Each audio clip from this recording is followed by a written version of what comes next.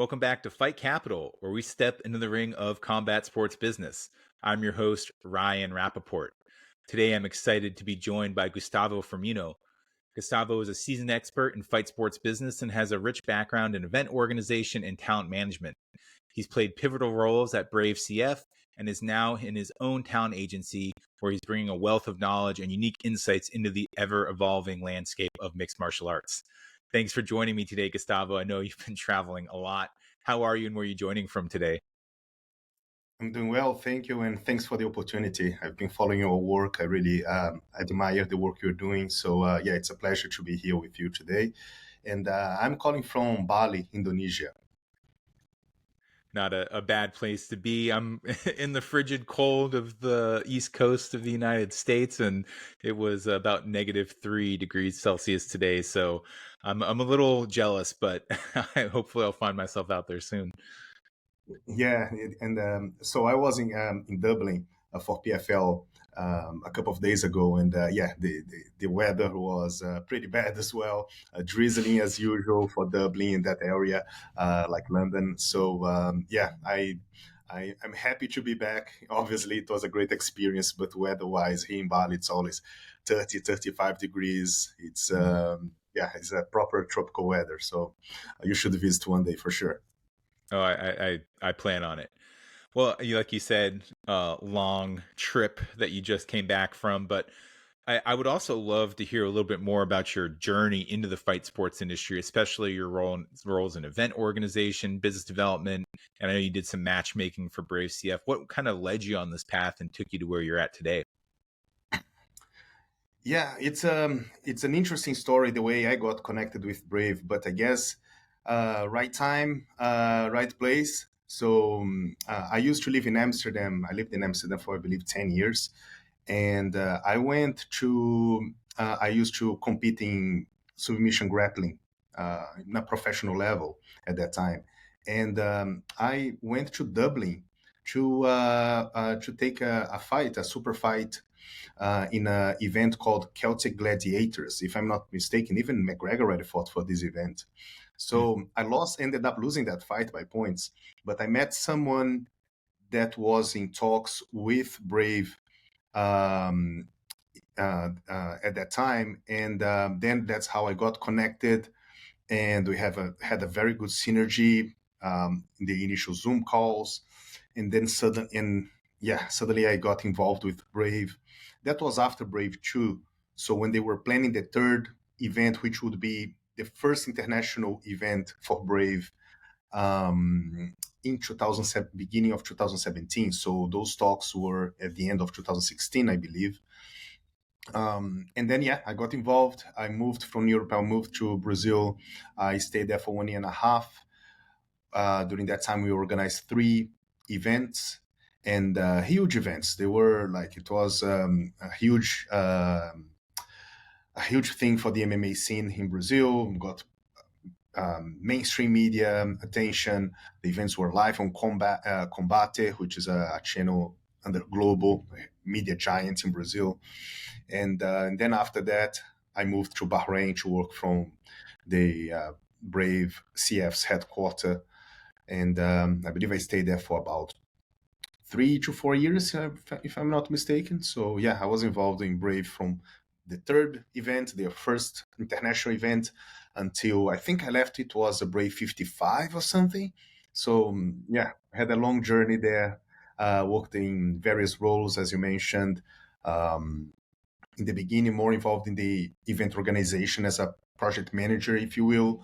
But the team is not that big. So even though we are doing events internationally, etc., I was even listening to a podcast the other day with somebody from Bellator, and I believe with Ariel, and he was mentioning that Bellator doesn't have a big team either. So we're doing those big, it's a big show, obviously live to worldwide, but it's a strong core team, and each person is doing so many things. But I was mainly involved with event organization, project management, business development, partnership development as well.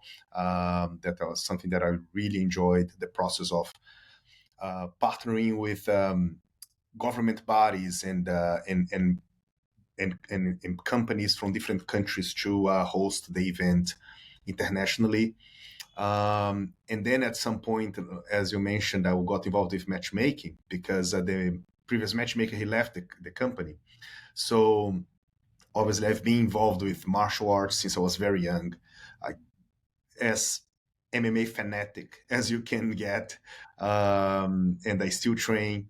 And then I naturally became the matchmaker and collaborated in what I believe is one of the best scouting programs that Brave does. So I lost count, but I believe about between 40, I would guess between 40 and 50 fighters from Brave went to UFC, including Johnny Walker, Muhammad Mokaev, Hamzat Chimaev, and we can go on and on and on.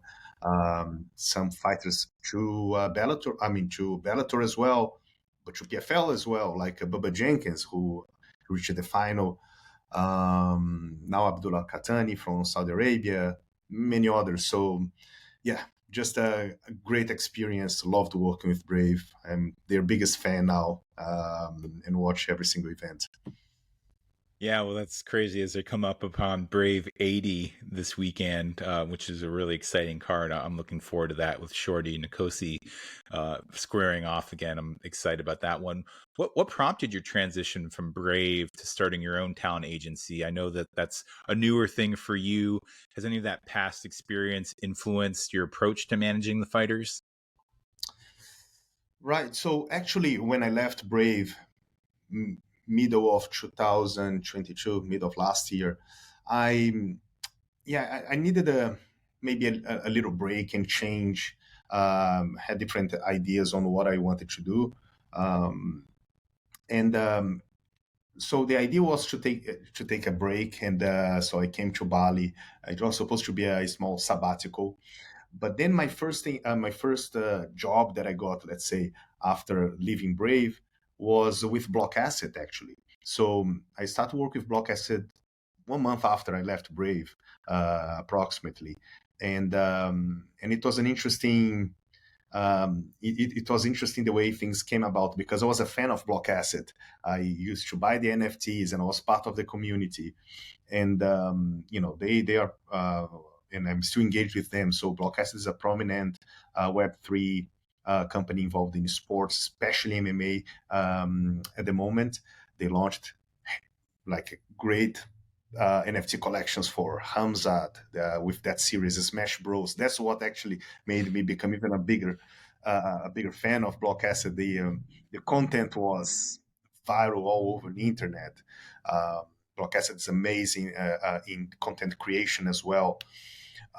So after all, so Blockasset keeps delivering very good Web3 projects, which are use the technology, NFTs, etc., as a way to create a community and connect the fans with the athletes. So through various features, like depending on the NFT or depending on the assets you can have ability to or opportunities to have life experiences, meet and greets, and even train with athletes.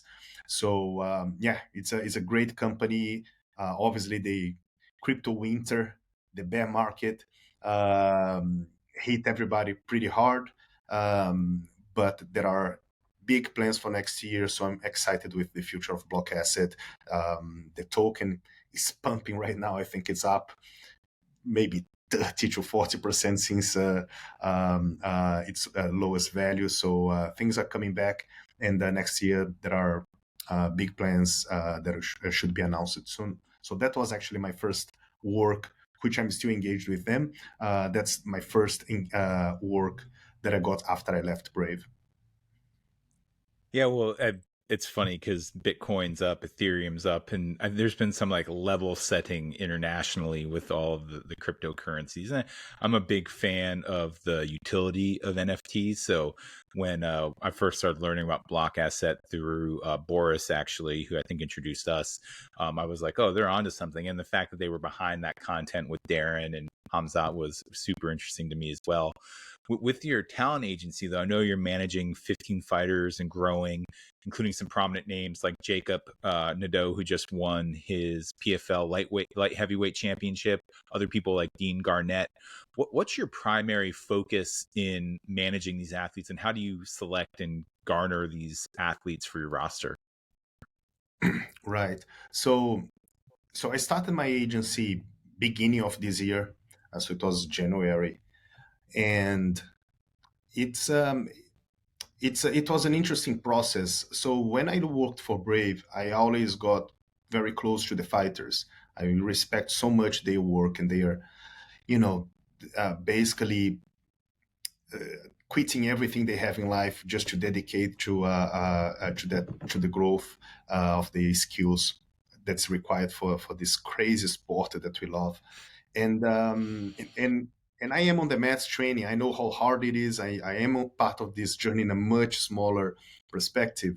So I always had a lot of admiration for athletes, and I naturally become very close to all of them. One thing that I noticed was just that some fighters didn't have the maybe the right representation, because I was on the other side. I was in the event organization. I was the matchmaker, so I had contact with their managers, and sometimes I just felt that some talent could have a better services for them. But actually, the way it came about was when I left Brave. Some fighters that were that we had contact while I was the matchmaker, they literally said they were sad that I was not the matchmaker anymore, and they asked if I could manage them. So that's how actually things started. Fighters literally reaching out and say, "Hey, sad to see you go. Would you like to manage me?" And that's how things started. Um, you mentioned the main names that are probably well known in the industry. I have actually 16 fighters signed at the moment, a bunch of young, talented, bunch of young prospect, which is I love to work with them because it's a long journey that we have ahead. But I have three big names. Obviously, Dean Garnett, he's a legend from the UK scene, Liverpool scene. He he was uh, he was retired. I got him back from retirement, and now he says that this is the best year of his career. We got some very good opportunities for him. This is going to be his third fight this year. So he became hexagon champion. Now he's gonna fight for have a big fight ahead of him in Bahrain for Brave against arguably the best bantamweight from the Middle East. So that's going to be a great. Jacob Nedo obviously becoming the champion of PFL, but and I have a Mohamed Machaev as well, 13-1 featherweight from Austria, who has been regarded as potentially the best featherweight from Europe. His only loss was when he dropped to bantamweight on Brave, and he got, unfortunately, he lost that fight by KO. But I think the cut was too hard on him. So now that he stays on featherweight, he lives in Bali. I see him training every day. Nobody can hold that kid down. His striking, which is his base, a mix of K1 and karate style, is beautiful to watch. Spinning kicks, flying knees is just so exciting. But grappling wise, I've never seen anybody being able to take him down and worse, hold him down. So that kid is amazing. And it was announced Friday last week that he is confirmed in the Octagon lightweight tournament next year. So he has 4 fights next year for a prize pool of €1 million. So I'm very excited for him. It was difficult to find fights for him because he's that good and he's just 20. He just turned 24 years old. But then he had to move up a weight. He's going on lightweight now. And I'm very excited for him. So but yeah, that's basically how it started. I saw that I've always had very good relationship with the athletes. Some of them reached out asking for representation, and I started with 1 and 2, and then suddenly I just felt that I really love this job. I think the best part for the sport is to see athletes getting the right opportunity and growing their careers. When they win, is my win as well. When they lose, I get super sad, and I get more nervous when they go to fight than when I go to fight in a jiu-jitsu match. So it's I love being with them in this journey, and yeah, I think I found my passion in talent management. Yeah, well, there's always the investment in them, right? Whether that's emotionally, physically, financially, and with all these kind of young fighters that you have and the inclusion of this young talent on your roster and your agency, are you using any particular strategies to help nurture and promote these emerging fighters? Right. So I think it was important for this young talent, and I have just from the UK. Besides the Garnet, obviously has a is an experienced fighter, fought in ACA, enfim, so many other organizations. I have Tom Mullen, Aaron, Charlie, Jack, and Michael Evans. Um, these are young talent, good prospects that had a good amateur career, and now they are in between 2-0, 5-0 type of experience. And these fighters, they require a strategy, understanding, okay, what is the goal here, and making sure each step is very well calculated. And when I say by this, is not, oh, let's get some easy fights to build up the record. It's not only that, because me as a matchmaker, I could see when I received the topology, I say, oh, he has a padded record. It's not only that, but the right promotion, the right contract. We don't want to get locked in a contract and then the promotion doesn't give you the fights. Obviously, they need activity. They need to be active because they're still improving. And some fighters, they improve by fighting, and they need to have that focus in training. So yeah, so they require very close attention to all these steps. Um, and there are very good events in Europe where you can build the fighters. Obviously, some of them fought in FCC, which are smaller events, but they're on UFC Fight Pass, which is great. They give them already a great platform. We have Aaron. He fought on FCR in Sweden. Very well organized event by Zlatko. He does a great job, and it's also on UFC Fight Pass. So I think it's important to plan these steps really well for them. And obviously they need to start making some money as well. Obviously they're not going to have big purses, but making sure that at least they have enough to keep on training and to support their requirements in training. The most difficult for these fighters is that sometimes they in order for them to really focus on training, they cannot they cannot have a day job. So it's important for them to be able to make some revenue so they can focus only on training. And my job is, let me do the rest. All the admin, I contacting promotions every single day. Yesterday, when I was flying back to Bali, I had a 1 hour layover in Hong Kong. I got my laptop and I was putting together information to send to matchmakers to look for fights for my guys. So I think it's a big responsibility when an athlete puts the trust in you to manage their career. So I take that very seriously, and I wonder if there is any other manager that has the work rate that I have, because I am on it every single day, talking to all the promotions to look for different options, different opportunities, and I have my planning for each fighter. What are the promotions I think they would fit at this moment? What is the next steps? And I keep on it every day, because that's, I think, what's required to make sure that they are progressing their career, and make sure that each move is the right move for them to keep making progress. So Yeah, long answer, but yeah, it's these young athletes, they definitely require.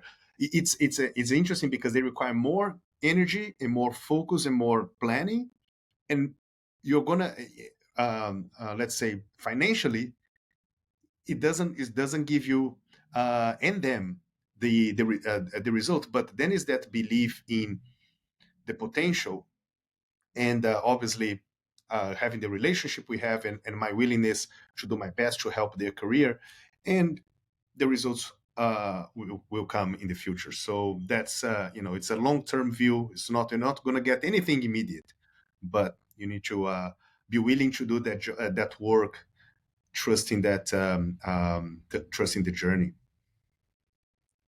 Yeah, I think you hit the nail on the head there as well. I mean, with these young talent, there's so much that to build them up and to get them, they're not on the UFC roster yet. They're, not the big global names, or some of them aren't. And having that viewpoint of what's going on globally, knowing the promotions, I mean, that there is a lot of work that goes into that. I'm curious because you do have like a very kind of global perspective on the sport. Is there like any trends or challenges that you're seeing in the industry, especially within the context of talent management? I think I think the like I mentioned before, there are a lot of managers out there, and there are great managers. One example is Tim Simpson. He's that's a person that I look up to. He obviously the manager of the likes of Jiri Prohaska, Muhammad Mokaev, Leon Edwards, who's fighting this weekend.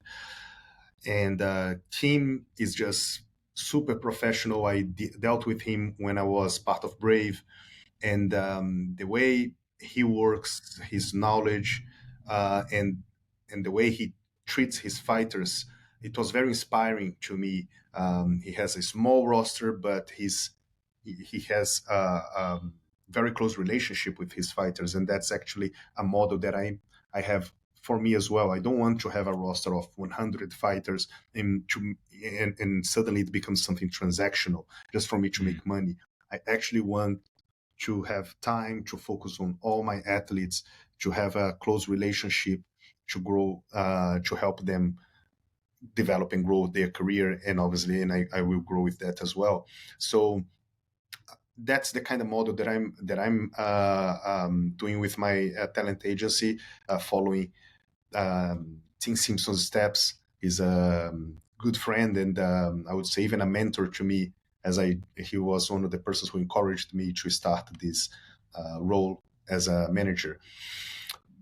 But now, as to your question, one of the issues that I see is that this becomes a business as well, and some management companies, they are not actually doing career management. They are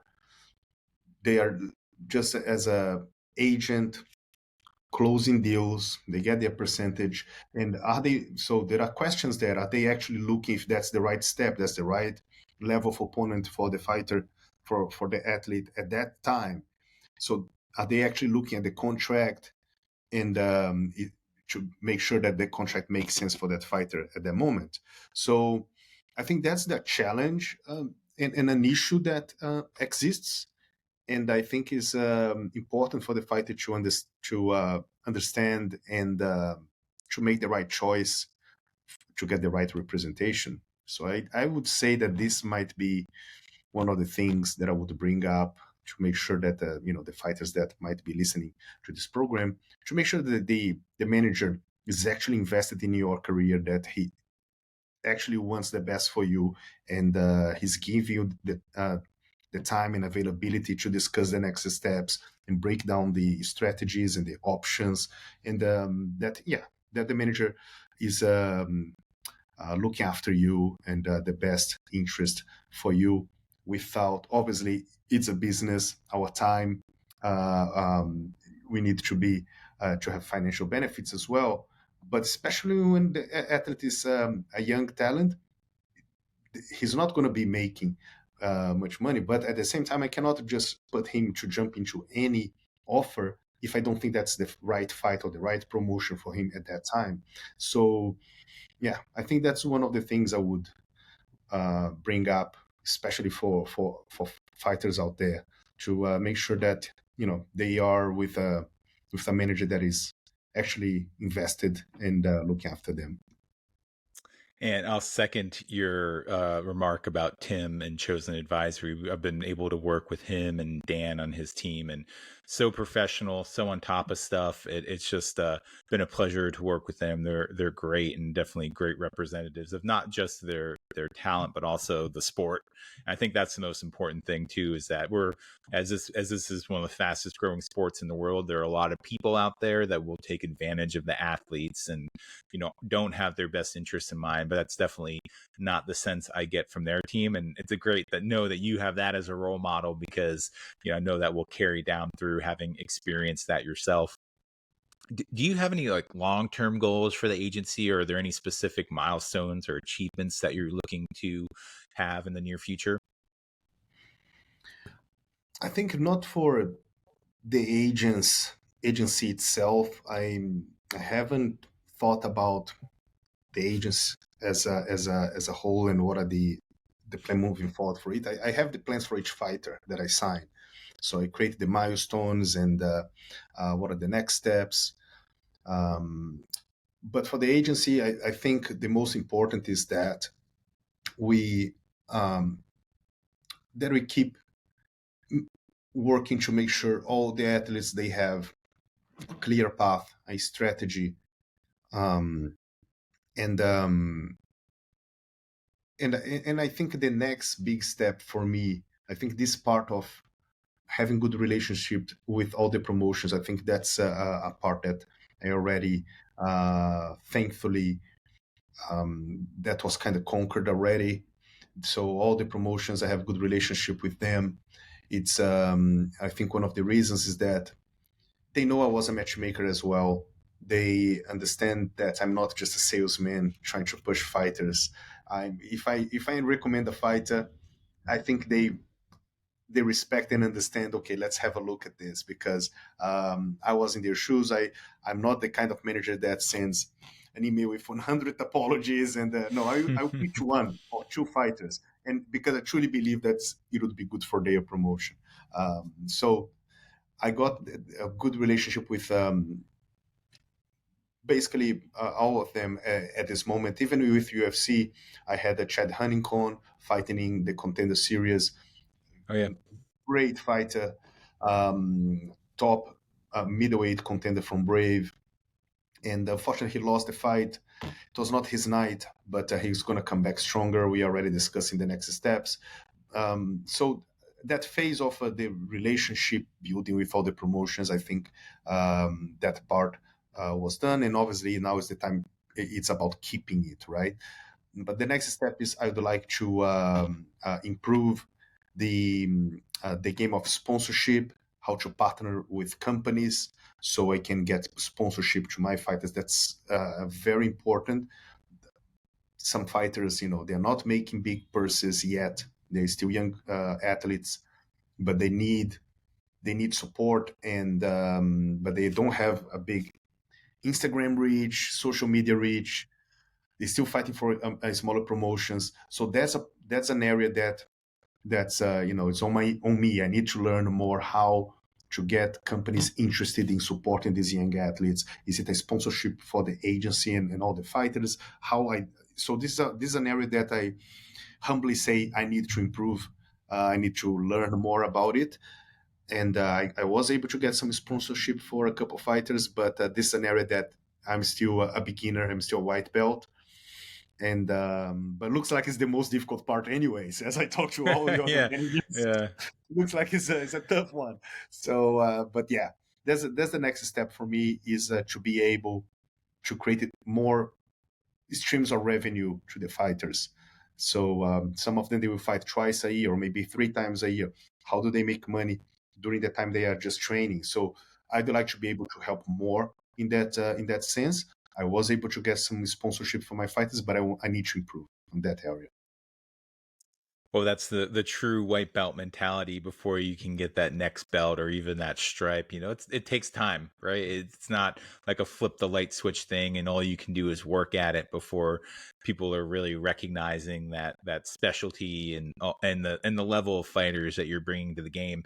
And I know you're relatively young in that aspect of it, but for anyone who's looking to kind of enter this world of fight sports management, what advice would you give them based on your own experiences and the lessons that you're learning already today, whether they're the hard lessons or the easy lessons? I'm sure a lot of people are curious to hear from you on that. Right. So the first thing I would say is make sure that you know the fighters that you're managing, that you have a good relationship with them, and that you can trust them, because it's a partnership. You are doing your part, which is to look for opportunities, to engage with the promotions, to sell him. And on the other side, he needs to be doing his part, which is training, eating in a healthy diet, being he needs to be focused on his career, because at the end, when we go to a promotion, could be UFC, could be PFL, could be Aries, Octagon, whatever promotion it is, or even a small promotion like a smaller promotion like FCR, like FCC, etc. Um, it's your credibility on the line. You're pitching a fighter. He Mhm. goes there, and I'm not saying that he needs to win. Win and loss are part of the game, but he needs to be prepared to bring a good performance. So sometimes if you're, and again, there are companies out there, they are just brokers and they just want to get a fighter to a promotion. They don't care if the fighter is good or not. They just want to get maybe their commission, right? That's not how I work. When I go to a promotion and I say, look, this is the right fighter for you. And so far, they're all very happy with the performances. Like I recommended Jacob to PFL. There you go, the results. Like I could trust, and I knew that he would bring good performance. Another fighter that I have is Lamreda from Egypt. Every time he went to UAE Warriors, he delivered amazing performance. He was super ready, and that goes on for all my fighters. Dean Garnett, and the list goes on and on. So I think that would be my advice. There was one fighter that I didn't know him well enough, and there was an opportunity. I said, you know what? Let's make it happen. And I had trouble with him. So that's your credibility with the promotion that you're burning. So I learned from that lesson, and for me now, I work only with fighters that I build a relationship with them, and I know that I can trust them, because yeah, like I said, when I go to a promotion to pitch and to sell that fighter, he's going to be representing me at that promotion.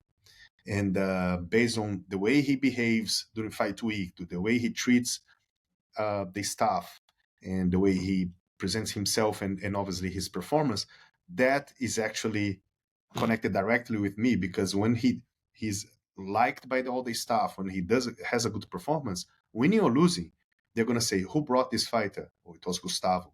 So Gustavo, we need more fighters. Can you recommend fighters on this weight, and etc.? That's how it works. So that would be my advice. No, and I appreciate that perspective too, and just the humility, to know that, hey, I don't have all the answers yet, right? Which I appreciate you letting me know, because even some people who are new into the games, they always want to be like, oh, I know everything, or I'm the guy, or not to say that you're not, but to just admit that, hey, I'm building too, and I want to bring the people along with me. That I think that's really important. I think a lot of people will get value out of that and understanding that, like, hey, there's levels, but you don't start at the top. You work your way up. You bring the people along with you, and that's exciting to hear that you're doing that with your agency and your talent there. Yes, definitely. It's every day I'm learning something new. It's been less than 1 year. I started this agency in January. So even though I have a long experience, I would say, in MMA, as I worked for an MMA organization, and even in Blockasset, that I'm still connected with MMA, and dealing and managing the ambassadors, the fighters who partner with Blockasset.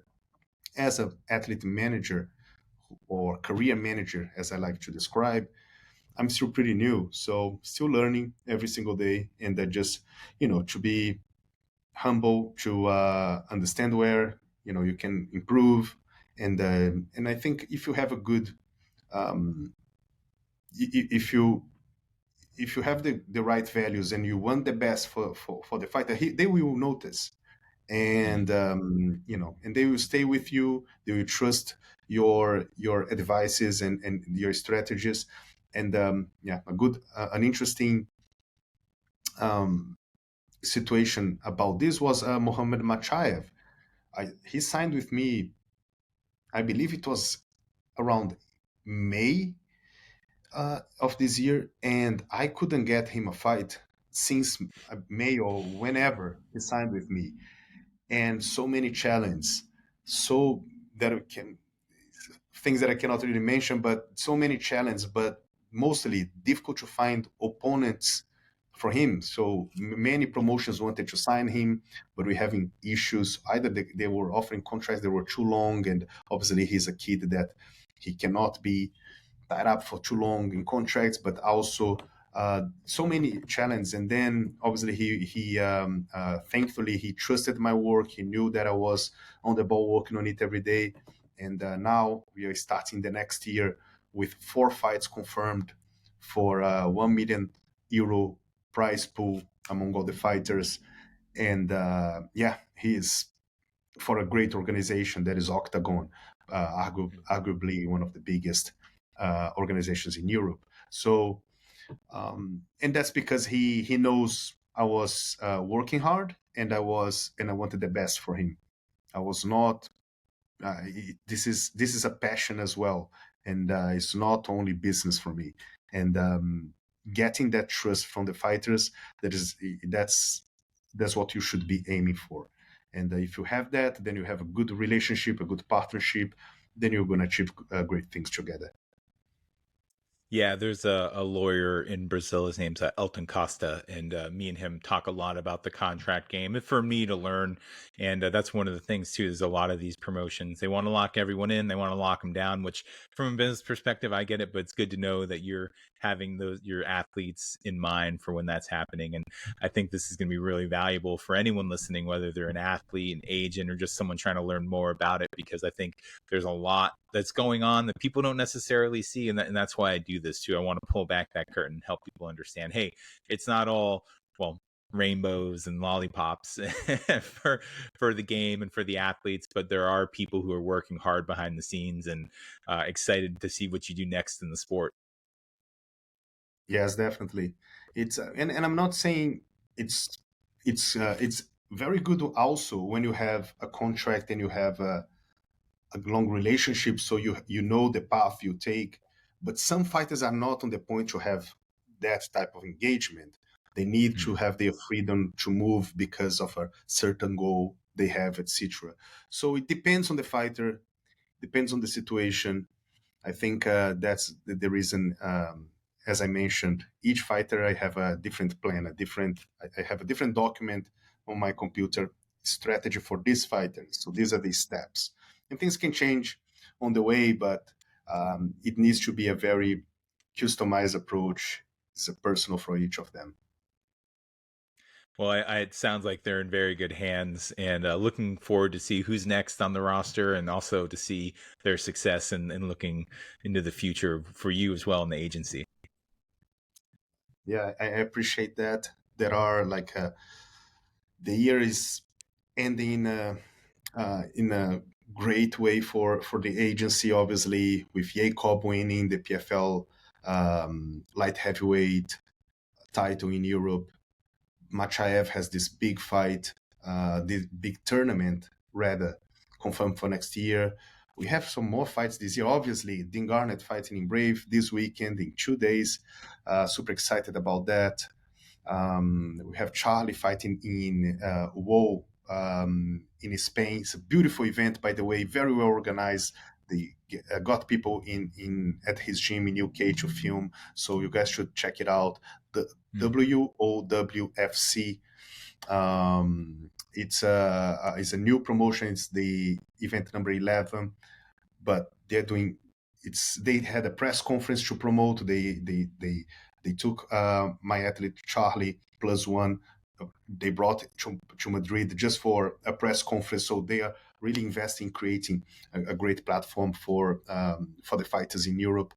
So yeah, there are some fights to go this year for my athletes. I may be missing some of them. Sorry, guys. It's a lot in my head at the moment. I have two other fighters, Yusri and Omar, fighting the Canggu Fight Night here in Bali. I think it's right at the end of the year. So things are still moving this year, but I'm really looking forward to next year for a strong year for all the athletes.